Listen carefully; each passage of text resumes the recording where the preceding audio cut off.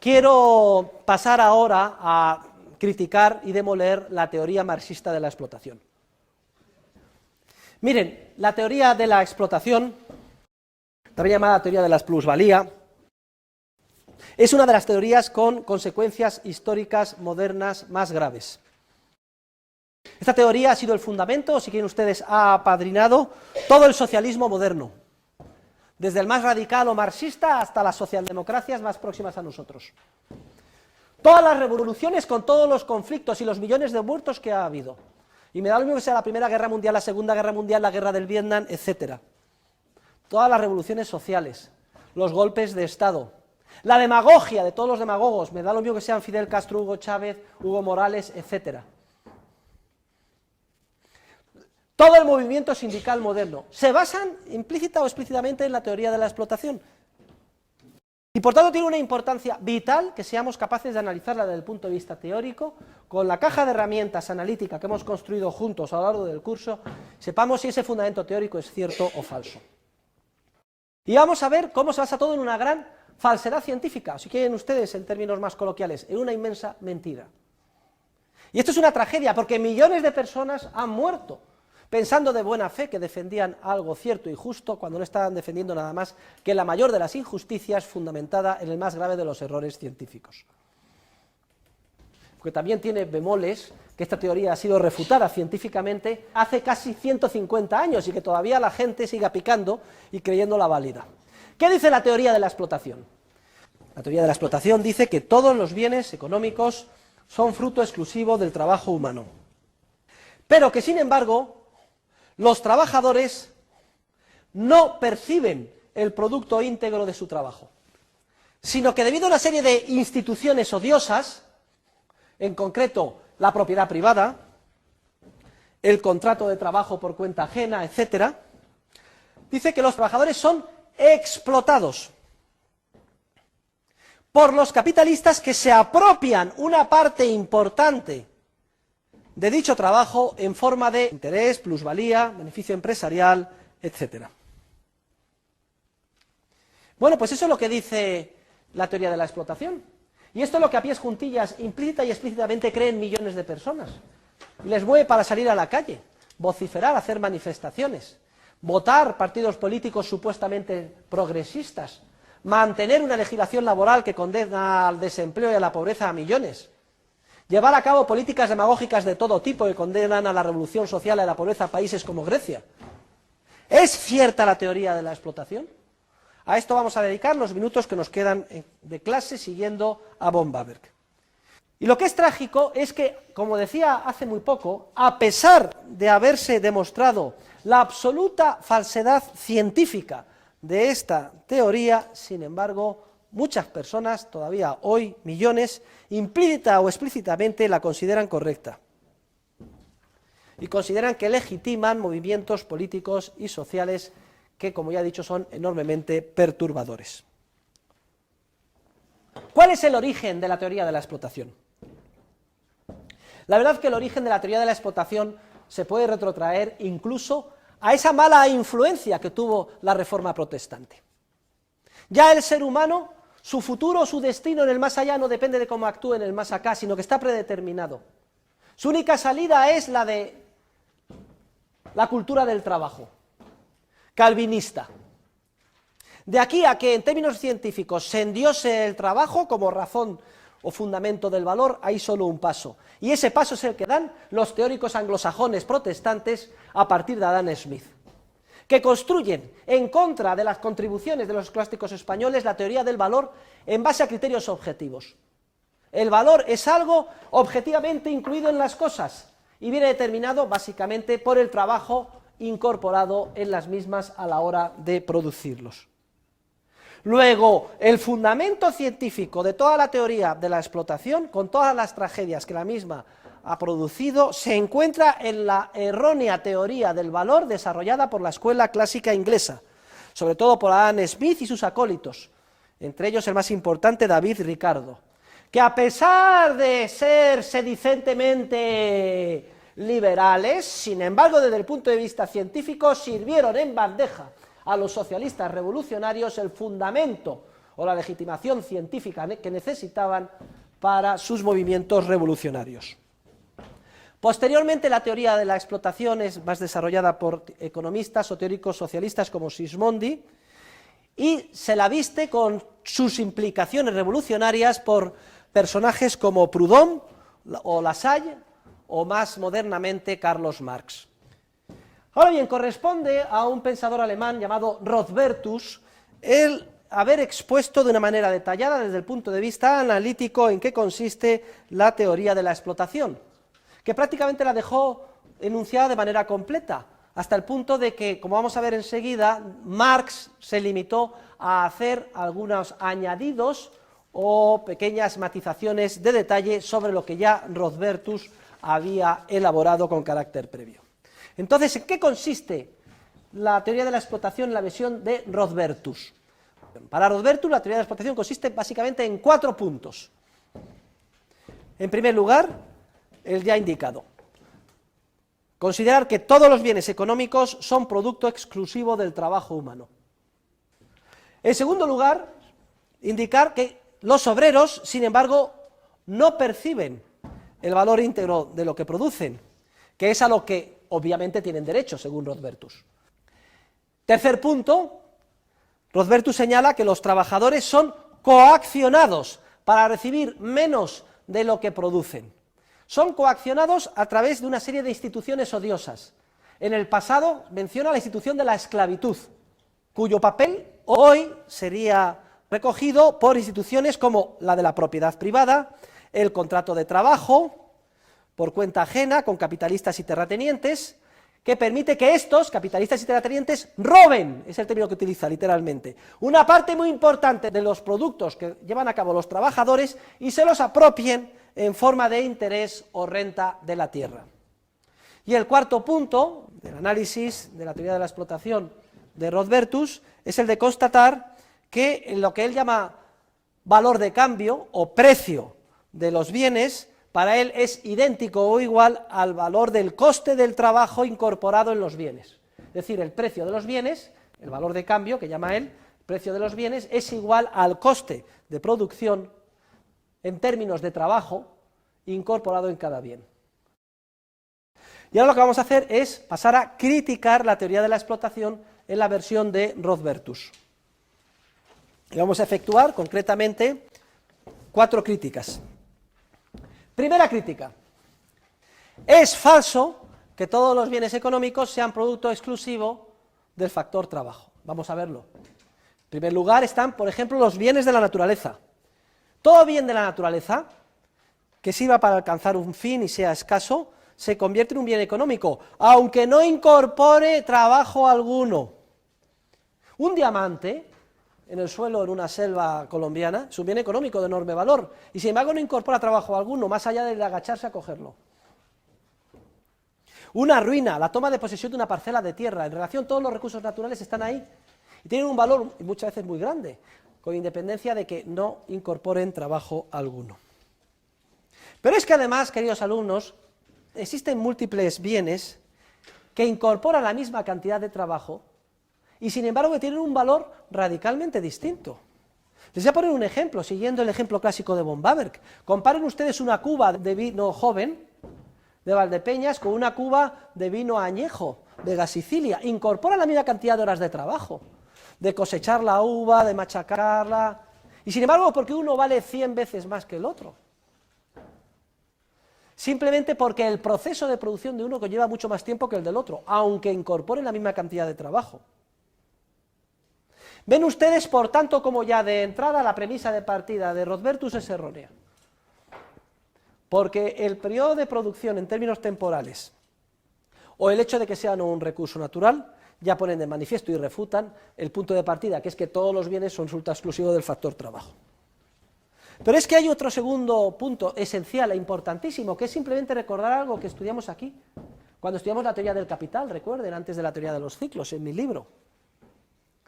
Miren, los teóricos de la explotación pretenden que se pague a los trabajadores no el producto íntegro de su trabajo, sino sensiblemente mucho más que el producto íntegro de su trabajo. Si reconocemos que todo proceso productivo conlleva tiempo, es decir, un conjunto de etapas temporales hasta que madura en el bien final de consumo, y los trabajadores contribuyen su esfuerzo productivo a lo largo de esas etapas, una de dos: o el trabajador espera todo el periodo de tiempo hasta que termina el bien de consumo y se vende, y se apropia íntegramente de la venta. En el ejemplo que poníamos en clase, me parece que era un ejemplo de producción de zapatos. Esperábamos el año y al final vendía el par de zapatos por 100 euros. Pues el trabajador es muy libre de convertirse en cooperativista o en trabajador autónomo, esperar todo el periodo de tiempo y cuando termina el proceso de producción vende los zapatos y se queda íntegramente con los 100 euros.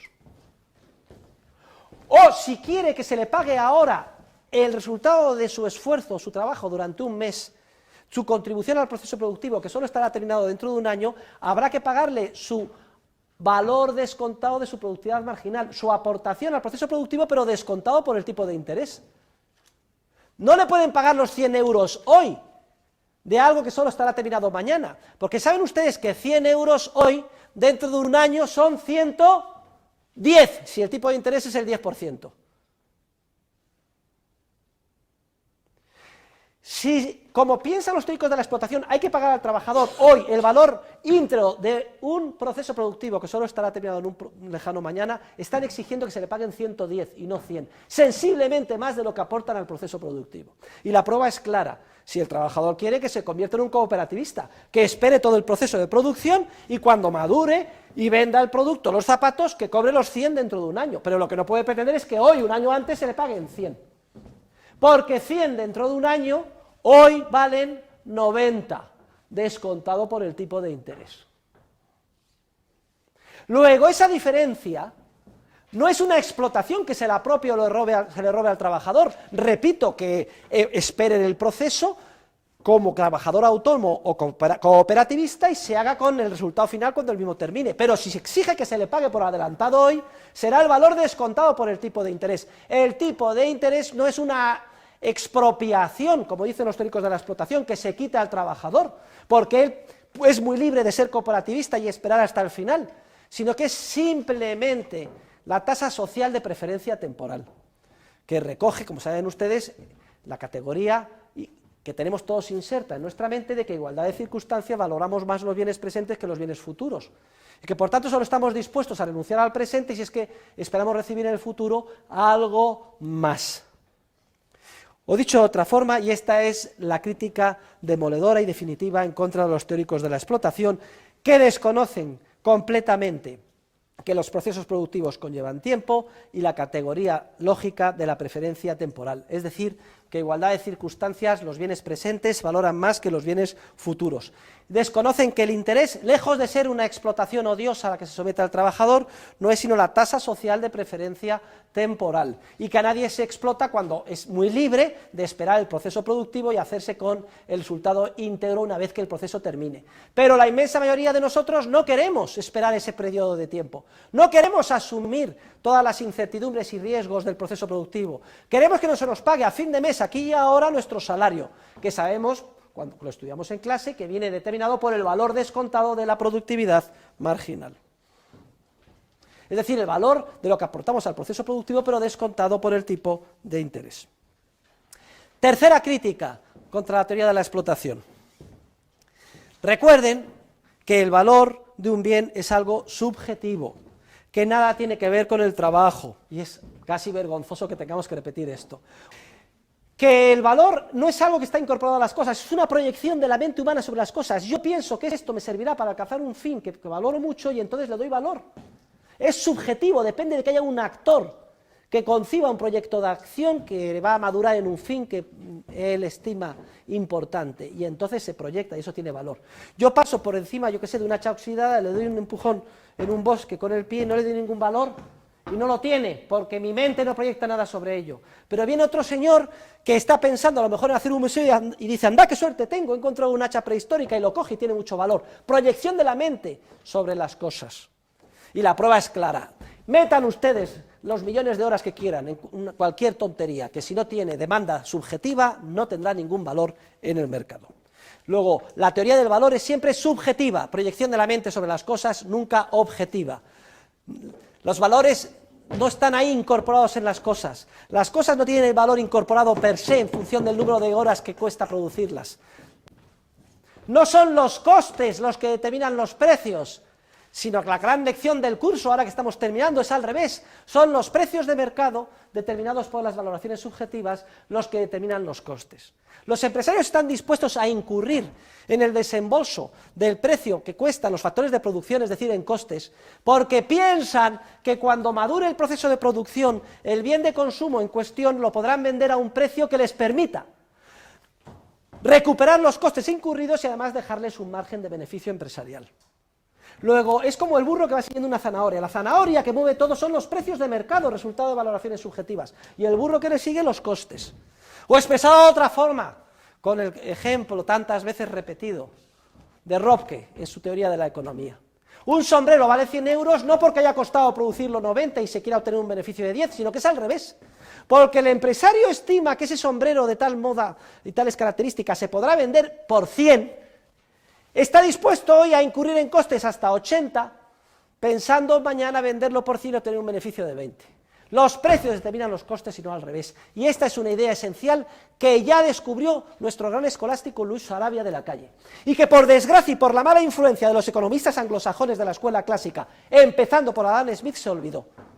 Adam Smith hace tabla rasa de la teoría de la función empresarial, del proceso dinámico de mercado, de tratar de explicar los precios reales que se dan en el mercado cada día. Y se centra en su programa de investigación en tratar de explicar un fantasmagórico precio de equilibrio a largo plazo. Y en el largo plazo y en el equilibrio y con ajuste perfecto, precios y costes matemáticamente coinciden. Y de allí a dar el paso de que son los costes los que determinan los precios, máxime en un entorno de obsesión calvinista, por el trabajo hay solo un segundo de gravísimo error que ha llevado durante décadas, casi más de un siglo, por un camino erróneo a nuestra disciplina. Pero que sería relativamente irrelevante si solo tuviera esta influencia, es que además ha servido de justificación a la teoría de la explotación por las que muchos han muerto en guerras, han sido víctimas de genocidios o de revoluciones, por uno y por otro bando. Y en cuarto lugar, la cuarta crítica a la teoría de la explotación, la versión de Rodbertus, es que está llena de contradicciones y cae en el razonamiento circular. Porque si el valor de los bienes viene determinado por el trabajo, ¿qué es lo que determina el valor del trabajo incorporado? Y contestan, el de los bienes necesarios para que se reproduzcan los trabajadores. Es decir, el valor de lo que yo me como, me visto. Ah, y eso del valor de que usted come y viste, ¿qué lo determina? El valor de trabajo de producirlo. Entonces, ¿qué es antes, el huevo o la gallina? O nos retrotraemos hacia atrás, una especie de teorema regresivo, y llegamos hasta aquel primer momento en el que un trabajador desnudo cogió una cosa, pero ya tenía valor si no había ningún trabajo incorporado. No, es que proyectó sobre un fin. Es una teoría que no tiene ni pies ni cabeza, llena de contradicciones y que cae en el razonamiento circular. Aparte que Rodbertus razona de la siguiente forma, dice que la plusvalía depende del trabajo incorporado, pero nosotros sabemos que hay bienes que incorporan la misma cantidad de trabajo con una plusvalía o interés muy distinto. Por ejemplo, el vino joven y el vino añejo incorporan la misma cantidad de horas de trabajo y sin embargo uno vale mucho más que otro. ¿Por qué? No es capaz de explicarlo, no es capaz de dar ninguna explicación satisfactoria del por qué, como explica von Baberg. Bueno, pues hasta aquí la teoría de la explotación de Rodbertus. Vamos a ver qué aporta Carlos Marx. Miren, Carlos Marx la verdad es que era un pájaro, menudo sinvergüenza. Desarrolla su teoría sobre el valor, el interés y la explotación en 3 plumbeos volúmenes que titula con el nombre de Das Kapital, el capital. El primero se publica en 1867, antes de la revolución subjetivista de Karl Menger y de la escuela austriaca, que fue 4 años después, en el 71. El segundo se publica en 1885. Y el tercer volumen se publica con carácter póstumo, ya muerto Marx, en 1894. Ven, casi un periodo de 30 años. La teoría de la explotación en su versión marxista está recogida en los volúmenes primero y tercero. La verdad es que se da cuenta Marx de que carece de teoría y está llena de contradicciones y él promete dar respuesta a las mismas en el tercer volumen y hay una gran expectación de que va a escribir en el tercer volumen, sobre todo cuando muere. Y ahora vamos a ver la enorme decepción, una vez que van sus seguidores a leer el tercer volumen, a ver si está solucionado las insuficiencias que se habían puesto de manifiesto en el primer volumen. Pero antes de llegar a esto, me gustaría señalar cuáles son las innovaciones de Marx respecto de Rodbertus. Vamos a señalar concretamente 6, porque la teoría de Marx es la de Rodbertus con estos 6 detalles. Primero, utilizar la llamada metodología dialéctica. Esto está tomado de Hegel, que se inventa una forma de razonar que vale para todo.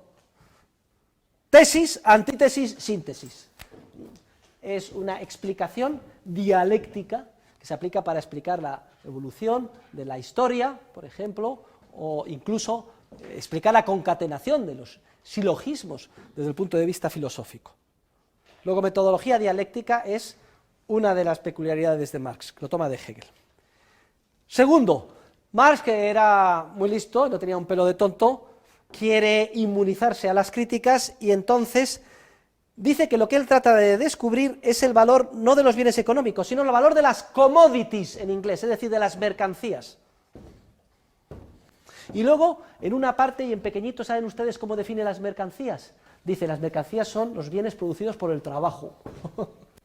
Fíjense ustedes qué zorro, para evitar que le criticaran diciendo que hay muchos bienes económicos que no son producto del trabajo. Dice, voy a circunscribir mi teoría a explicar cómo se determina el valor de los commodities o mercancías que son aquellos producidos por el trabajo. En tercer lugar, Marx se apoya en la autoridad de Aristóteles. Fíjense ustedes, Aristóteles, con lo brillante que fue en todo, sin embargo cometió gravísimos errores en el ámbito de la economía. Esa igualdad que dice Aristóteles que hay en todo cambio. Según Aristóteles, cuando se cambian dos cosas es porque hay un común denominador en ellas. Y entonces Marx se apoya en Aristóteles y dice, si ya lo decía Aristóteles, cuando se cambian dos cosas hay un común denominador. ¿Y cuál es el común denominador? La cantidad de trabajo incorporado en las mismas. Podría haber utilizado otro común denominador, el peso, el valor subjetivo, pero utiliza Marx, que es muy listo, el trabajo porque es lo que le interesa, a efectos de la revolución social que quiere legitimar desde el punto de vista científico. En cuarto lugar, cuarta aportación peculiar de Marx, es indicar que la plusvalía se obtiene, es decir, la cantidad que se explota al trabajador se obtiene haciéndole trabajar más horas sin remuneración. Esto es importante, porque esta peculiaridad de Marx, de que se le explota, usted trabaje 3 o 4 horas y no le pagamos nada, explica en gran parte y alienta todo el movimiento sindical moderno hacia la reducción del número de horas de trabajo, porque la intuición de los sindicalistas y los trabajadores de que así se les explota menos si se les hace trabajar menos horas. Tiene su origen en esta peculiaridad de Marx. En quinto lugar, otra peculiaridad de Marx, la teoría del polilogismo. Marx quiere establecer un cinturón protector contra la crítica ajena y se le ocurre la teoría del polilogismo. Todo el que me critique es que es burgués y por tanto no está imbuido de la lógica proletaria. Con lo cual ya estoy inmunizado ante cualquier crítica científica. Lo que está diciendo ahora el profesor Huerta esto en clase no vale para nada, porque él es burgués y no está imbuido de la lógica proletaria. En sexto lugar, Marx también, que era muy listo, dice, no hay que pensar cómo funcionaría el socialismo. Si la lógica hegeliana nos demuestra que la propia evolución de los acontecimientos inexorablemente acabará con el capitalismo y el socialismo llegará y caerá como una manzana madura, ¿para qué pensar cómo va a funcionar el socialismo? Cualquier persona que intente pensar cómo funcionará el socialismo el día de mañana es anticientífica, porque no hay salida al triunfo del ideal revolucionario socialista. Y en séptimo lugar, especifica que ese triunfo se producirá a través de un proceso de continua concentración capitalista.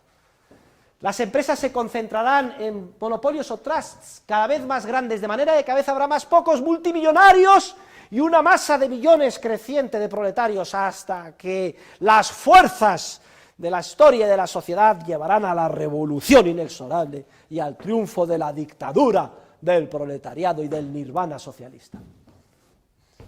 Toma del frasco, Carrasco. Bueno, esas son las peculiaridades de Marx, brevemente reseñadas. Vamos a ver ahora la crítica a la teoría de la explotación de Marx. Son aplicables a Marx las 4 críticas ya vistas a la teoría de la explotación en versión de Rodbertus. Pero aparte de esas 4, que son contundentes y definitivas, tenemos que mencionar las 5 siguientes. Primera, es falso que todo cambio implique igualdad. Todo lo contrario, ya lo hemos visto en clase.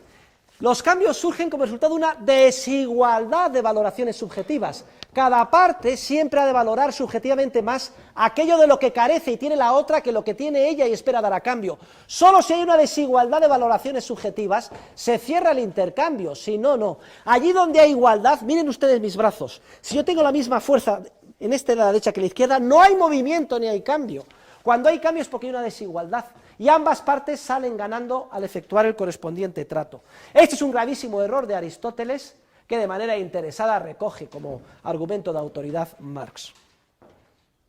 En segundo lugar, reseñar lo que ya he indicado, lo cuco que es Marx. Para explicar el valor de los bienes, se circunscribe solo a aquellos que son producto del factor trabajo, a los que llama commodities o mercancías, y deja fuera los que no le interesan y no encajan en su análisis, como son los bienes de la naturaleza. En tercer lugar, es falso también científicamente que exista un común denominador en el cambio y que precisamente tenga que ser el trabajo incorporado. Se lo saca de la manga, es un malabarista. Por el mismo camino podía haber utilizado cualquier otro supuesto común denominador. ¿Por qué el trabajo? Porque es el que le interesa para llegar a la conclusión prefijada que tiene.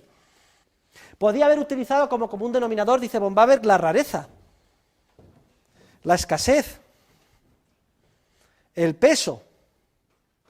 Pero él tiene una idea preconcebida del resultado que quiere llegar para vestir con respetabilidad científica un movimiento revolucionario de tipo político. Y por tanto sesga el análisis en función de lo que le interesa. En pocas palabras, es un estafador intelectual. ¿Y para qué hablar en cuarto lugar del polilogismo? La estructura lógica de la mente humana es la misma, con independencia de cuál sea la raza, color de la piel, credo, estatura o religión de la persona en cuestión. Y es la misma porque no cabe concebir una estructura distinta. La categoría del sí, la categoría del no. ¿Por qué además Carlos Marx, burgués, hijo de una familia burguesa, especialista en dejar embarazada a las chicas del servicio, de alguna forma misteriosa estaba imbuido de cultura proletaria? ¿Y para qué hablar de su gran protector, número 1 marxista, Federico Engels? ¿Saben ustedes cuál era la profesión de Engels? Propietario de industrias textiles, la quinta esencia del explotador en la revolución industrial. ¿Por qué Engels estaba imbuido de conciencia proletaria? La teoría del polilogismo es simplemente una burda falsedad realizada con el intento de inmunizarse a la crítica científica. Y además no lleva nada, salvo al tiro en la nuca. Porque como no se puede argumentar, tú eres burgués, yo soy proletario, pues nada más, lo que hay que hacer es arrasar. Y entonces está todo justificado, está justificado pagar un tiro en la nuca a 20.000 soldados y oficiales y burgueses polacos en Katyn. No nos tiene que temblar el pulso, ni ninguna consideración moral, porque son de otra raza, de otra clase social, de otro credo. El máximo de la inmoralidad, elevado a la vestimenta de la respetabilidad científica. Y el círculo se cierra con las críticas de von Mises. ¿Qué es eso de que no se puede científicamente pensar cómo funcionaba el socialismo? No sea usted un estafador intelectual, Marx. Es que el socialismo no puede funcionar, porque es imposible organizar desde arriba la sociedad en base a mandatos coactivos, porque el órgano de planificación no puede hacerse con la información que necesita para dar un contenido coordinador a sus mandatos. Y es falsa, además, el proceso de concentración capitalista. Eso de pensar que se van a fusionar las empresas en monopolios cada vez más grandes. Hay un límite a la posibilidad de crear empresas cada vez más grandes, que viene determinado precisamente por el cálculo económico. Si se integra verticalmente toda la empresa y se pierde la información de los precios de mercado, esa empresa inmensa ya no puede ser gestionada por sus gestores. Es como si fuera un pequeño Estado. No puede competir frente a una constelación de pequeñas pymes, compitiendo en el mercado y fijando precios. Está tasado, hay una ley en el mercado que tasa el límite máximo de concentración empresarial, con lo cual ese proceso inexorable desde la perspectiva marxista y hegeliana de concentración capitalista no se lleva a cabo. Bien, estas críticas, más o menos elaboradas, se efectuaron al primer volumen de Marx y entonces quedaron denodados todos los discípulos. Marx prometió que en el tercer volumen iba a dar contestación y el muy cuco se murió sin dar la cara, pero dejó escrito el tercer volumen que publicó Engels, y todos fueron raudos a leerlo, a ver la contestación prometida en qué consistía. ¿Y saben ustedes en qué consistió la respuesta? Grandísima decepción. Marx reconoce ya que los bienes los intercambian en función del trabajo incorporado en el mercado, lo cual es obvio. Pero no reconoce que hay una contradicción y que su teoría se desmorone, sino dice que las desviaciones que se observan en la realidad se compensan unas con otras, y se queda tan pancho. Lo que está diciendo Marx es: reconozco que toda la teoría es una cosa burda, en el mercado no se intercambia como yo digo, que no es el coste del trabajo el que determina el valor de las cosas, pero las diferencias de más se compensan con las diferencias de menos. Como si dijéramos, se cambia en base al peso. Oiga, qué barbaridad es eso de que se cambia en base al peso en el mercado. Será una onza de oro por 50.000 de hierro. No, es que la diferencia a favor se compensa con la diferencia en contra en otro intercambio. En pocas palabras, con este argumento yo puedo llegar a justificar lo que me dé la gana como base del valor. El peso, el trabajo, etc. Simplemente cualquier justificación, por absurda que sea, según Marx quedaría legitimada porque las diferencias en un sentido se compensarían con las diferencias en otro sentido en términos agregados. ¿Cuál es la conclusión de la teoría marxista? Y en general de la teoría de la explotación. La conclusión es que es una teoría científicamente falsa, radicalmente falsa. Pero lo más grave es que llegamos a descubrir que hay una absoluta falta de honestidad científica por parte de sus cultivadores y especialmente por parte de los marxistas. Ellos tienen, como decía antes, una idea preconcebida. Ya saben a dónde quieren llegar, ¿para qué? Para fomentar una revolución social, aunque saben que es falsa esa ciencia. Podemos decir que el marxismo, sin duda alguna, es la más grande estafa intelectual en la historia del pensamiento humano. Realmente una estafa intelectual. Y no es una cuestión baladí, no estamos hablando de que te estafen dinero, estamos hablando de millones de personas que han muerto injustamente, de tiros en la nuca, de campos de concentración y de genocidios. Todos ellos tienen una base intelectual y es misión de la universidad desenmascarar estos errores y responsabilidad de ustedes. No pueden inhibirse ninguno, si no tendrán que responder el día de mañana por ello. A ser personas responsables, a estudiar, a analizar y a tener los argumentos. Y siempre que escuchen el más mínimo argumento marxista o socialista, saltar inmediatamente como un resorte y demoler intelectualmente, siempre intelectualmente, al opositor. Esa es su misión y su responsabilidad. Yo se lo doy a ustedes, me dejo la piel en las clases, les paso a ustedes el testigo, pero la responsabilidad de ustedes, de que lo enriquezcan, lo estudien, lo continúen, y generación tras generación, porque si no, la civilización puede desaparecer, resultado de estas estafas intelectuales. Es aquí en las universidades y en los centros de pensamiento donde se fraguan o bien los mayores genocidios o donde se impulsan los mayores crecimientos de la civilización. Siempre resultado de las ideas. Y las ideas se estudian, se cultivan, se hacen avanzar en la universidad. Miren, Sombart, otro socialista famoso, reconoce que la teoría de Marx es falsa, pero dice que es una forma de interpretar la realidad y que tiene efectos positivos políticos. Oiga, para interpretar la realidad bien, la teoría tendrá que ser correcta. Y usted también es otro estafador. O sea, a usted le da lo mismo que la teoría sea cierta o falsa. Lo que quiere es un objetivo político. Pegar un tiro a la nuca al opositor y ponerse usted e imponer su idea de la sociedad, su Lenin. Bernstein viene a decir algo parecido. Dice, la teoría es falsa, pero es un hecho que en la realidad se explota. ¿Cómo que es un hecho que en la realidad se explota?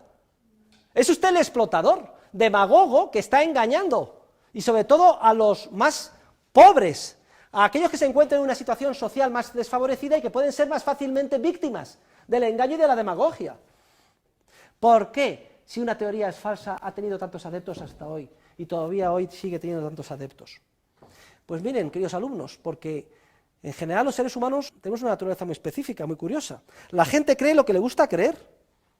Habla y piensa más con el corazón que con la cabeza. Ya lo saben, si hacemos una votación, ¿quién está a favor de que nos aumenten al doble las vacaciones y nos suban al doble el sueldo? Todo el mundo levanta la mano. Nadie piensa. Y si nos la garantiza papá Estado, tanto mejor. ¿Y por qué no nos van a dar gratis la educación y el transporte y los libros de texto? Todo, que nos den gratis todo y que nos suban el sueldo al doble o al triple. ¿Y por qué solo al triple? ¿Y por qué no vamos a jubilar a los 67, a los 65? ¿Y por qué no a los 60? ¿Y por qué tenemos que trabajar? No se trabaja. Que papá Estado se ocupe de todo. La dictadura del proletariado, el nirvana del paraíso socialista. Y luego también quiero hacer un mea culpa en relación con la clase de los economistas. ¡Qué vergüenza que en la Universidad Española no se explique, no sea obligatorio la inclusión en el programa, en todas las disciplinas de economía, de la crítica de la teoría de la explotación! Solo en este programa, en esta universidad, se demole esta teoría. ¿Por qué? Porque hay una ley implícita del silencio, porque las universidades son públicas, porque no se considera políticamente correcto atacar los fundamentos del movimiento sindical moderno. Sin embargo, es misión de la universidad la transparencia y el desenmascarar a los estafadores intelectuales.